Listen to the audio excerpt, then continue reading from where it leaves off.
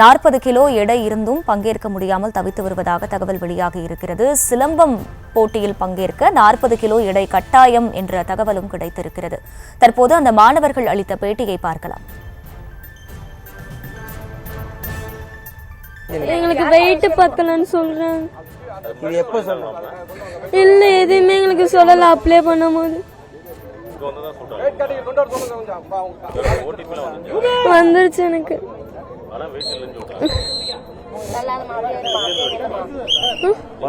பொன்மலைப்பட்டியில இருந்து வரும். எங்களுக்கு வெயிட் பத்தலன்னு சொல்றாங்க. இல்ல எதுவுமே எங்களுக்கு சொல்லல. அப்ளை பண்ணும்போது வந்துருச்சு எனக்கு.